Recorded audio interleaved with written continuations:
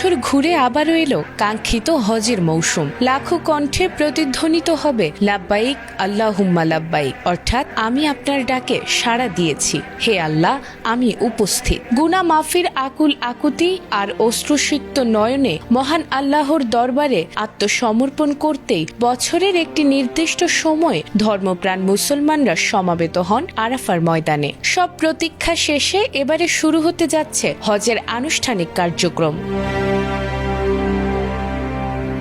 সোমবার ৮ জিলহজ মিনায় অবস্থানের মধ্য দিয়ে শুরু হবে মুসলিম বিশ্বের সবচেয়ে বড় ধর্মীয় সমাবেশের আনুষ্ঠানিক কার্যক্রম। এরপর ৯ জিলহজ আরাফাতের ময়দানে অবস্থানের মাধ্যমে পালিত হবে হজের মূল রোকন বা প্রধান স্তম্ভ।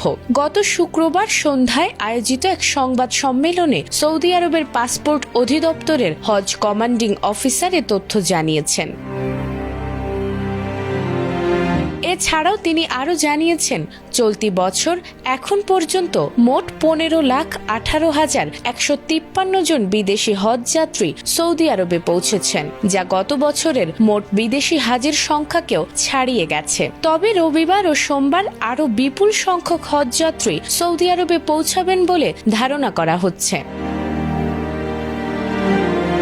উল্লেখযোগ্য বিষয় হল ২০২৫ সালে মোট ১৬,৭৩,৩২০ জন ধর্মপ্রাণ মুসলিম হজ পালন করেছিলেন। এর মধ্যে সৌদি আরবের বাইরে থেকে আসা হজ যাত্রীর সংখ্যা ছিল ১৫,০৬,৫৭৬ জন। তবে এবারে সেই সংখ্যাও ছাড়িয়ে গেছে, আর তাই ধারণা করা হচ্ছে এবারের হজ আয়োজন গত বছরের তুলনায় আরও বড় পরিসরে অনুষ্ঠিত হতে যাচ্ছে।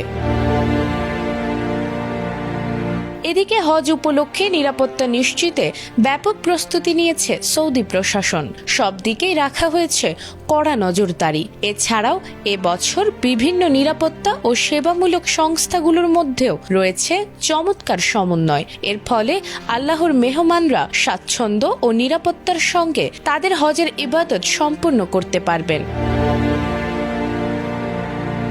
সব শেষে এখন শুধু সময়ের অপেক্ষা। লাখো আশিকের হৃদয়ের আকুতি আর চোখের জলে ধুয়ে যাবে সব পাপ। দুহাত তুলে ক্রন্দনরত কণ্ঠে উচ্চারিত হবে, হে আল্লাহ আপনি ছাড়া আমাদের আর কোনো আশ্রয় নেই, আপনি আমাদের ক্ষমা করুন।